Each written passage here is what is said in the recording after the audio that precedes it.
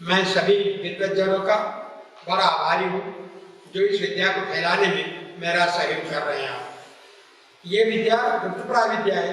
पहले हमारे भारत में ये विद्या थी, उसके बाद में लुप्त हो गई विदेशियों के आक्रमण के कारण। विदेशी लोग कुछ तो हमारे साहित्य को नष्ट करके जो उपयोगी थे उसको अपने साथ ले गए। उसमें सबसे पहले था ईरानी संत फकीर था वो उसका नाम था इब्न खलकान। उसने इसको उपयोगी माना और वहाँ की भाषा में उसको परिवर्तित करके उसको वहाँ पर फैलाया। फिर उसके बाद जो दूसरा विद्वान था अताउल्ला, उसके बाद तीसरा विद्वान था सुरखा। तो सुरखा का भाषा अकबर के टाइम में बीरबल जब मंत्री था तो उसके समय में था। अतः बीरबल इस विद्या को विदेशों से हमारे भारत में लाए और ये भारत में फैली। उत्तर भारत में इसलिए फैल गए कि वहाँ पर विदेशी भाषा के जानकार ज्यादा थे, क्योंकि वहाँ शासक लोग ज्यादा थे। दूसरे लॉर्ड मैकाले ने भी इसमें सहयोग किया, हमारे शास्त्रों को ढकोसला बताया, झूठ बताया और उसको प्रचार किया उसने। लेकिन हमारे यदि पुराने ग्रंथ देखें तो संस्कृत में इनका उल्लेख मिलता है, पुराने साहित्य में भी इसका उल्लेख मिलता है। इस प्रकार ये रमन ज्योतिष जो है पूर्णतः भारतीय है। दूसरा क्या है, इसके दो हैं, एक रमन नाम के विद्वान थे, एक रमाना नाम के विद्वान थे। इस नाम के विद्वान न तो विदेश में कोई पैदा हुआ, न इसे मिलते जुलते नाम का कोई पैदा हुआ। तो इस प्रकार ये पूर्णतः भारतीय के हमारे पुराने ग्रंथ जो है उसमें से संस्कृत में वापस लाने का देय आचार्य सुहोपाध्याय का है। उसने इसको संस्कृत लिखा और जो विदेशी भाषा करते थे उसमें व्याकरण अपने संस्कृत के लगा थे तो उसके जीवित रखने का प्रयत्न किया। यदि ऐसा नहीं करते तो शासक लोग इस विद्या को पूरी तरह नष्ट कर देते। इस प्रकार ये विद्या बनता रहा। तो ये तीन प्रकार का है। इसमें तीन है, इसके भेद संहिता, होरा और सिद्धांत, ये तीन प्रकार के हैं। दूसरा इसमें और जोड़ा दिया गया प्रश्न मार्ग। तो प्रश्न मार्ग में इसमें तत्व माने गए और तत्व के आधार पर है। वैदिक ज्योतिष में उसमें कुछ भी फर्क नहीं है, ग्रह वही है, नक्षत्र वही है, कहने का तरीका वही है और भाव भी वही के वही 12 भाव है। अब इसमें फर्क कहाँ आ रहा है? फर्क ये बता आ रहा है कि वैदिक ज्योतिष में जब हम कुंडली बनाते हैं सिर्फ 12 भाव आते हैं, लेकिन इसमें जब कुंडली बनाते हैं इसमें 16 भाव आते हैं। तो 12 भाव तो वही है, क्योंकि वैदिक ज्योतिष के अनुसार 4 भाव जो है 13, 14, 15, 16 ये ज्योतिषी के लिए है कि वो उसके उपयोग के लिए है। और ये भाव साक्षी भाव माने जाते हैं, पूरे कुंडली के साक्षी भाव। यदि 13, 14, 15 में शुभ आकृतियां हैं तो पूरा कुंडली के 12 भाव भी शुभ मान लिए जाएंगे, क्योंकि उनके साक्षी भाव है। इस प्रकार से ये विधि से इसमें 16 प्रकार का आकृतियां बनती है। इसे बिंदु 4 बिंदु और 4 रेखाओं के आधार पर 16 आकृतियां बनती है। इसको पहले समझ लीजिए। जिस प्रकार एक मानव के लिए सिर होता है, धड़ होती है, पेट होता है, पैर होते हैं, इसी प्रकार इन आकृतियों में भी सबसे पहला घर, दूसरा घर, तीसरा घर, चौथा घर होता है। पहला घर अग्नि तत्व का, क्योंकि हमारा सिर अग्नि से भरा हुआ है। दूसरा तत्व वायु तत्व कहलाता है, क्योंकि हम सांस वगैरह लेते हैं, इस प्रकार ये वायु तत्व हुआ। तीसरा घर जो है जल तत्व का कहलाता है, जो पेट में पानी है, इस प्रकार का जल भरा हुआ है। और चौथा तत्व है पृथ्वी तत्व कहलाता है, कि पैरों चलते हुए पृथ्वी से लगा हुआ रहता है। इस प्रकार ये 4 तत्व है। 4 तत्व में जो बिंदु होगा उसी को मानते हैं। ये खाली उनके स्थान मान लिए गए कि ये धड़ है, ये छाती है, ये पेट है, ये पैर है। इस प्रकार इनको स्थान मान लिया गया है। लेकिन वह बिंदु है, बिंदु कहा गया, वही बिंदु सबसे ऊपर है तो अग्नि तत्व का बिंदु कहा जाएगा। उसके नीचे के बिंदु है वो वायु तत्व का कहा जाएगा, उसके नीचे का जल तत्व का कहा जाएगा, उसके नीचे का पृथ्वी तत्व का कहा जाएगा। बिंदु हमेशा ऊर्ध्व क्रम में मान्य रहते हैं, आड़े क्रम में मान्य नहीं है। आड़े क्रम में मतलब हरिजन जिसको अपन कहते हैं, यदि उसमें बिंदु है तो उसको हम रेखा मानेंगे, उसको बिंदु नहीं मान सकते, उनका वो स्वतंत्र अस्तित्व नहीं है।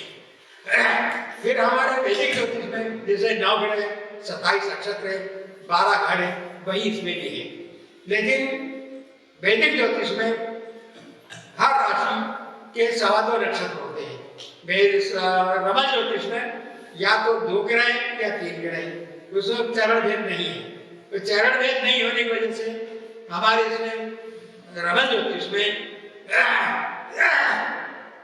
महादशा, अंतरदशा, प्रत्यदशा, प्राण दशा का उल्लेख नहीं है कहीं, जबकि वैदिक ज्योतिष में प्राण दशा से निकाल ली जाती है और प्राण दशा के आधार पर घटना घटने का समय हम निकाल लेते हैं।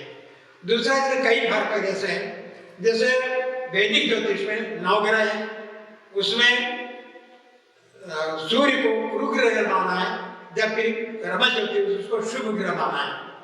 तो इस प्रकार 9 ग्रह का राहु और केतु का कोई राशि नहीं है, इसमें राहु और केतु की एक आकृति है, और सूर्य और चंद्र की सिर्फ एक राशि है, इसमें एक सूर्य और चंद्र की 2 आकृतियां हैं। अब आकृति कैसे बनती है? सबसे पहले यदि अग्नि तत्व के जो बिंदु है और नीचे यदि रेखाएं हैं तो वो आकृति निर्गम मान ली जाएगी, क्योंकि बिंदु वहां से ऊपर जा सकता है। उसको निर्गम का मतलब होता है, जिसे आदि भाषा बोलेंगे खाड़ी, और आगम को बोलेंगे दाखिल। दाखिल का मतलब होता है कि यदि आपके घर कोई मेहमान आना है, आपको कहीं से कैसे पैसा मिलना है, ये दाखिल कहलाएगा, आगम कहलाएगा।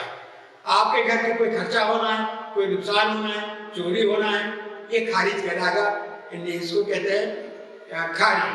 खारी मतलब जाना। जब मान लो लड़के की शादी है, बहू आती है तो वहां पर आकृति होगी दाखिल। लड़की की शादी है, लड़के को जाना है तो वही आकृति खारिज कहलाएगी। इस प्रकार से इसमें 4 भेद होते हैं, दाखिल, खारिज, द्विसभा और स्थिर। अब इनके किस प्रकार से मानते हैं, इसको सबसे पहले यदि सबसे पहले ऊपर अग्नि तत्व में जगह बिंदु है, बाकी 3 रेखाएं हैं, तो उसको हम कहेंगे खाली, जाने वाला। कोई बिंदु को आगे जाने के लिए छूट है, जहां तुम चले जाओ, जाना हो। और सबसे नीचे पृथ्वी तत्व की जगह बिंदु है, बाकी ऊपर यदि 3 रेखाएं, वो कहलाएगा आगम, आना। यदि कोई मेहमान आने वाला है और आगम की जगह बिंदु है तो मान लो आने वाला है, और यदि वहां पृथ्वी तत्व की जगह बिंदु नहीं है और अग्नि तत्व की बिंदु है तो मान लो आने वाला नहीं है। फिर इसमें शुभ अशुभ भी माना गया है। तो शुभ और अशुभ तो भाई हमारे वैदिक ज्योतिष के अनुसार राहु, केतु, शनि और मंगल ये अशुभ है। बुध जो है नपुंसक है, और शेष ग्रह जो है वो शुभ मान लिए गए हैं। इस प्रकार वही को ये नक्षत्र में क्या है कि हमारे वैदिक ज्योतिष में 2 नक्षत्र की एक राशि होती है। इसमें एक राशि को या तो 2 नक्षत्र है या 3 नक्षत्र है, चरण भेद नहीं है। तो इस प्रकार से शुभ और अशुभ और स्थिर। अब स्थिर कैसा होगा कि 2 आकृति अग्नि तत्व की जगह रेखा है और पृथ्वी तत्व की रेखा है, बीच में यदि बिंदु है, चाहे 1 बिंदु चाहे 2 बिंदु हो, वो स्थिर राशि कहलाती है। कि बिंदु को न ऊपर जाने की गुंजाइश है, न नीचे आने की गुंजाइश है। फिर द्विसभा होता है। द्विसभा होता है अग्नि तत्व की जगह बिंदु है, पृथ्वी तत्व की जगह बिंदु है, बीच में रखा है, मतलब ऊपर वाला बिंदु ऊपर जा सकता है, नीचे वाला बिंदु अंदर आ सकता है।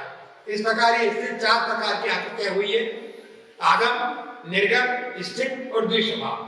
अब इनके हिसाब से जैसा किसी ने प्रश्न किया, जैसा मेरे को जाना है, पासे डाले, उस वक्त निर्गम की आकृति नहीं है, आगम की आकृति है, तो मान के चलो वो जा नहीं सकता। वैसे हमारे वैदिक ज्योतिष में भी है। मान लो किसी ने आपको फोन किया, सब मैं आपसे मिलने आना चाहता हूँ, उस वक्त यदि चर लग रहे हैं और चर राशि का चंद्रमा है तो मान लो कि वहां से रवाना हो जाए। यदि स्थिर राशि का चंद्रमा है, स्थिर लग रहे तो वो आने वाला नहीं है। द्विसभा का है तो देर से आएगा, और स्थिर स्वभा का है तो वो आकर के ठहर जाएगा, एकदम मेहमान बन के फिर जाएगा। जैसा वैदिक ज्योतिष में ऐसा इसमें भी है। इसे बिंदु के आधार पर है, उसमें नक्षत्र के आधार पर है और ग्रह के आधार पर है। तो ये इस प्रकार का भेद है। अब इसमें क्या होता है कि वैदिक ज्योतिष में जैसा मैंने पहले बताया था, राहु केतु की कोई राशि नहीं है, सूर्य चंद्रमा की एक राशि, बाकी सबकी 2 राशि है। लेकिन रमन ज्योतिष में राहु और केतु के लिए एक आकृति है, सूर्य चंद्रमा की भी 2 आकृति है, बाकी सभी की 2 आकृतियां हैं। इसमें 9 ग्रहों को महत्व दिया गया है, और नवग्रह के हिसाब से आकृतियां बनी हुई है। इनके अलग अलग ग्रह, जैसे सबसे पहले आएगा सूर्य ग्रह की आकृति आएगी, गुरु ग्रह की आकृति आएगी, उसके ऊपर बिंदु होगा, नीचे 3 रेखाएं होंगी।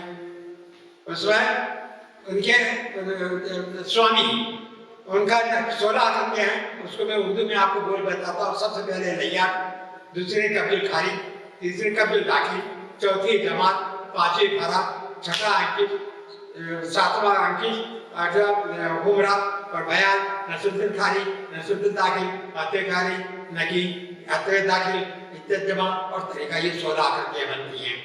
इनके नाम है, इनके संस्कृत में भी नाम है। मेरे को ये सरल लगा याद करने में कि 3 आकृतियां आगम की हैं, 3 आकृतियां निर्गम की हैं। तो ये 6 आकृति यही हो गई। 2 आकृति बुध की हो गई जो नपुंसक है, और 2 आकृति हो गई राहु केतु की। इस प्रकार की 8 आकृतियां, 8 आकृतियां याद करना सरल है।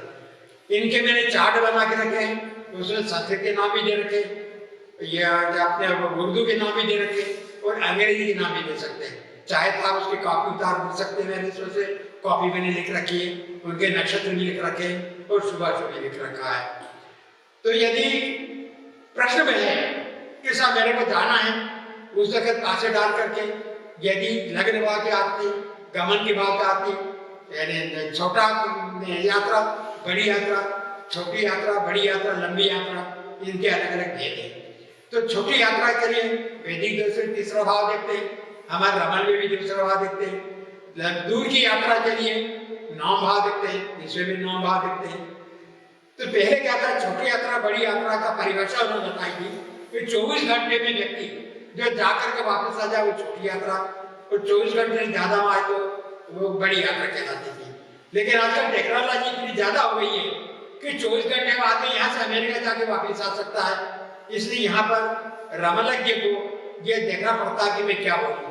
बस अपने नई टेक्नोलॉजी, नए विद्वान, नए अनुसंधान के कारण हमको उसका भेद लगाना पड़ता है, ये करना पड़ता है। दूसरा एक चीज और बता दूं कि पहले जमाने हमारे 4 ही भाग थे, ब्राह्मण, क्षत्रिय, वैश्य, शूद्र, और 4 प्रकार की विद्याएं पढ़ाते थे। और आजकल विद्याएं के इतने प्रकार हो चुके हैं कि रमलज्ञ को एक सामान्य ज्ञान होना जरूरी है। एक छोटा सा उदाहरण दूं आपको, यदि मकर राशि है, उस जातक का ऊंचाई ज्यादा होगी।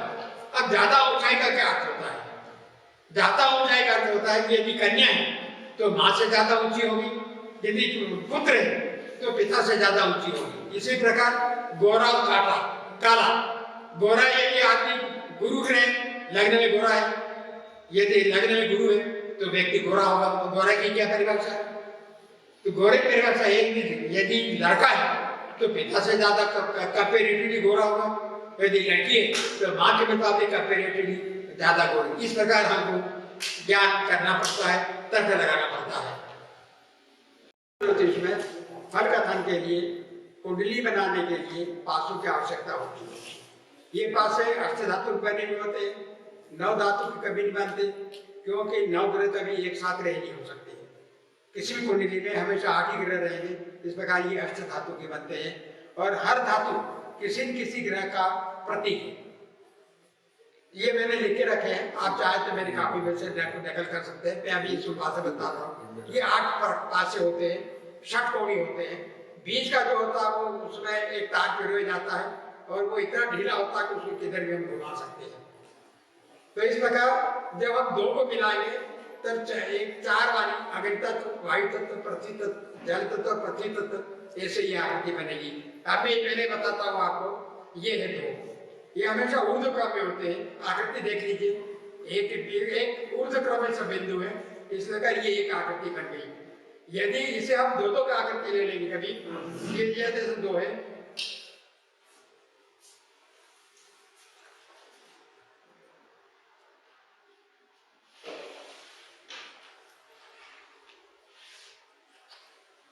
ये 2-2 के, तो ये रेखा बन गई, ये 4 रेखाएं बन गई। इस प्रकार ये दूसरी आकृति बन जाती है। इस प्रकार से ये 16 आकृतियां बनती है। 16 आकृतियों में इनके ग्रह हैं, जो आपको बता दूं, गुरु, सूर्य, गुरु, केतु, बुध, गुसु के शु शासा शु यानी शुक्र शासा यानी शनि शासा गुसु के शु शासा ममच मंगल चंद्र सुगुरा सूर्य गुरु और राहु मम मंगल और शुक्र और बुध चंद्र ये 16 आकृतियां हो गई। तो 16 आकृतियों के अलग अलग भाव वही है जो हमारे ज्योतिष में, इसमें थोड़ा सा फर्क है। इनको बनाने की सिर्फ एक ही तिथि है जो शास्त्रों मान्य है, वो जिस दिन सूर्य धनु राशि से मकर राशि में जब प्रवेश करता है उस दिन शुभ घोड़ा और शुभ चौगड़े में इनको बनाए जाते हैं, अष्टधातु बनाए जाते हैं। उसके बाद में हमारे इसमें जो माह की गिनती है वो हमेशा सूर्य की गति के हिसाब से मानते हैं। माह जब सूर्य एक राशि से बदल कर दूसरी राशि में जाता है उसको एक महीना मानते हैं। चंद्रमास नहीं मानते, अंग्रेजी कैलेंडर के हिसाब से महीना नहीं मानते। इसलिए इसमें कुंडली बनाने के 3 तरीके हैं। वैदिक ज्योतिष में जन्म कुंडली बनती है, वर्ष कुंडली बनती है, प्रश्न कुंडली बनती है। रमन ज्योतिष में जन्म कुंडली नहीं बनती, सिर्फ प्रश्न कुंडली बनती है और वर्ष कुंडली बनती है। वर्ष कुंडली में वर्षेज निकालने की विधि वैदिक ज्योतिष में अलग है, इसमें अलग है। यदि वर्षेज शुभ हुआ अशुभ हुआ उस हिसाब से सारा वर्ष निकलेगा। और कुंडली के 12 पहले जो 12 घर है 1 से लेकर 12 तक वो 12 महीनों को प्रतीक मानते हैं और वो महीना वही होगा जब सूर्य एक राशि से दूसरी राशि में जाता है।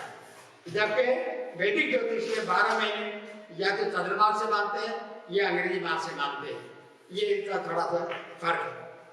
दूसरा फर्क धर्म में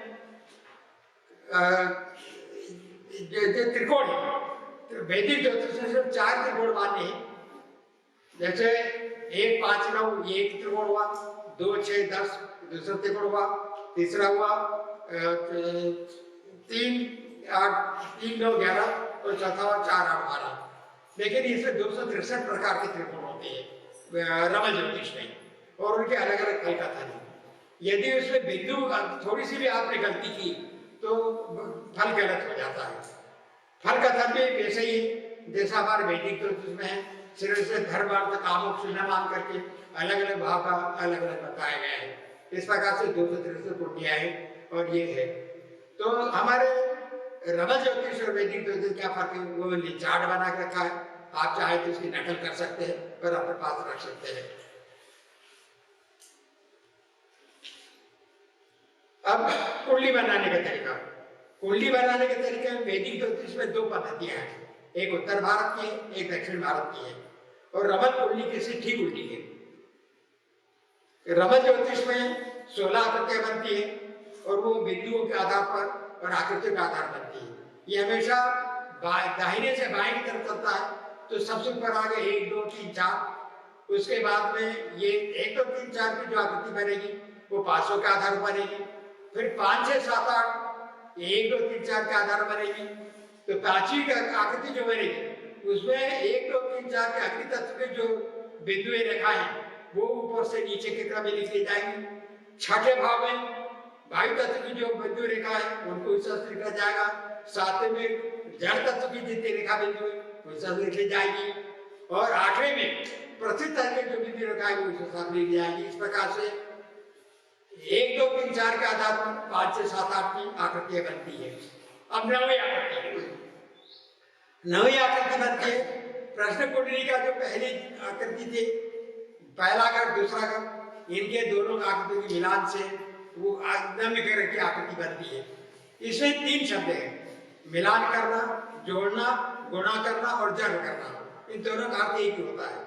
यदि रेखा से रेखा को मिलाएंगे उत्तर रेखा आएगा, बिंदु से बिंदु को मिलाएंगे उत्तर रेखा आएगा, लेकिन बिंदु और रेखा को मिलाएंगे तो उत्तर बिंदु आएगा, और रेखा और बिंदु को यदि मिलाएंगे तो उत्तर बिंदु आएगा। इस प्रकार से ये 9वीं आकृति बनेगी। और इसी प्रकार 10वीं बनेगी, 3 और 4 को जोड़ करके जो बनेगा वो 10वीं बनेगी। 5 और 6 का बनेगा वो 11वीं बनेगी। और 7 और 8 को जो जोड़ेंगे उससे जो आकृति बनेगी वो 12वीं बनेगी। इस प्रकार फिर नीचे आएगा 9 और 10 को जो हम जोड़ेंगे वो 13वें क्रम की बनेगी। और 10 और 11 को जोड़ेंगे ये 11 और 12 जोड़ेंगे वो 12वीं आकृति बनेगी। फिर इनको जोड़ेंगे तो 13वीं आकृति बनेगी, 14वीं बनेगी, 13 14 जोड़ेंगे 15वीं बनेगी, और 15 और 1 को जोड़ोगे 16वीं आकृति बन जाएगी। इस प्रकार से ये 16 आकृतियां बनती है। और हर कथन वही तो वही जो हमारे वैदिक ज्योतिष में है। पहला लग्न कहलाता है, लग्न से प्रश्नकर्ता का भैया मंत्र होता है। दूसरे से कोश, कुटुंब, वाणी, इसका पता लगता है। तीसरे से छोटे छोटे बड़े भाई बहन, हमारा पराक्रम, संदेश, स्वप्न, छोटी यात्रा, ये देखा जाता है। चौथे भाव में थोड़ा फर्क है। चौथे भाव में वैदिक ज्योतिष में पिता को मानते हैं, ये माँ को मानते हैं, इसमें पिता को मानते हैं। उसका कारण बताऊंगा बाद में। बस और 10वें में वैदिक ज्योतिष में पिता को मानते हैं, इसमें माँ को मानते हैं। इसका मानने का कारण कुतर्क है, ये वास्तव में शास्त्रोक्त नहीं है।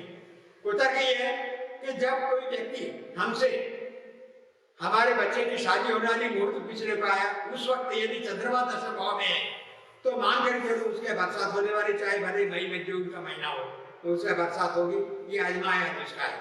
इस प्रकार चूंकि माँ दूध देती है, बच्चों को दूध पिलाती है, इसलिए 10वें भाव माँ को माना है और इसको पिता को माना है। बाकी वही वही चौथा भाव है, सिर्फ पिता को मान करके बाकी मकान, वाहन, जमीन, ये वही का वही है, दूसरा नहीं है।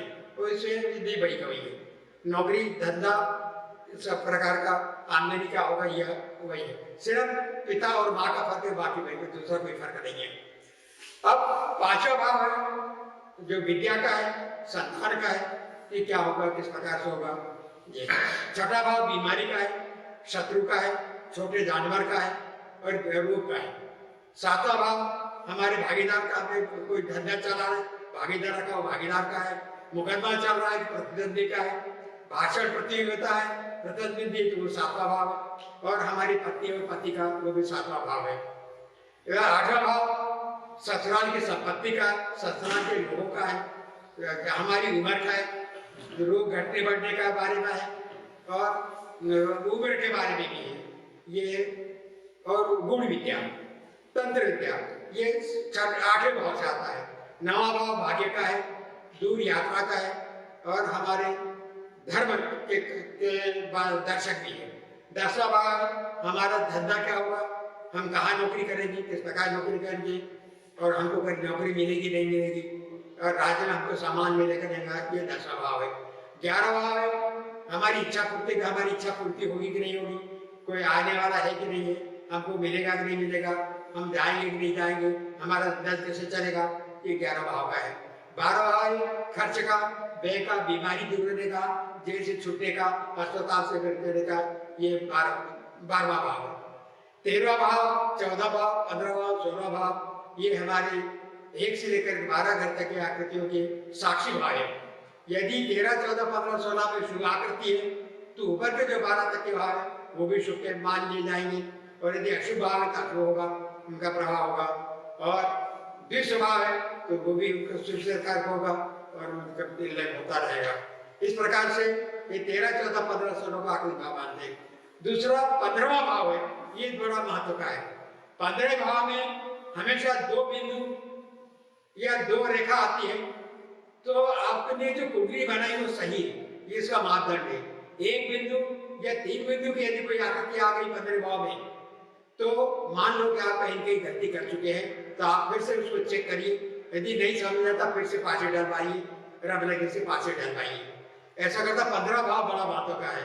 और 15वां भाव में जैसे कि तीनों, जैसे अपने गाड़ियों की चाबियां होती है, एक की चाबी होती है, मकान की चाबी होती है, ऐसे 15 भाव जो है पूरी कुंडली की एक की चाबी है, मुख्य महत्वपूर्ण है। इसमें 1 बिंदु और 3 बिंदु कभी नहीं होंगे, 1 बिंदु 3 बिंदु है, तो उसको मान लो कि आपने कहा गलती की है, या तो गलती सुधार लो या फिर दूसरी बार पार्षद से पार्षद डालवाइए आप, और प्रकार से कुंडली बनती है।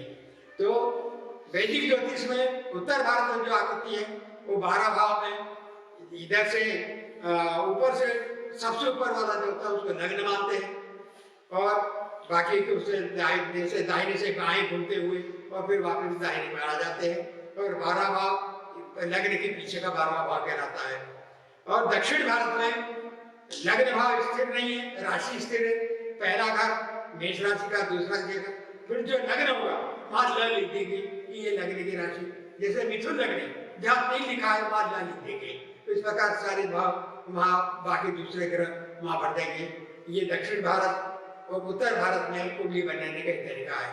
और रमन कुंडली मैंने बता दिया 16 आकृतियां किस प्रकार बनती है, 1 2 3 4 ये भाषा के आधार पर, 5 6 7 8 1 2 3 4 के आधार पर, बाकी 9 10 11 12 इनके गुणा के आधार पर, तो 13 14 15 उनके गुणा के आधार पर, इस प्रकार से ये कुंडलियां बनती हैं।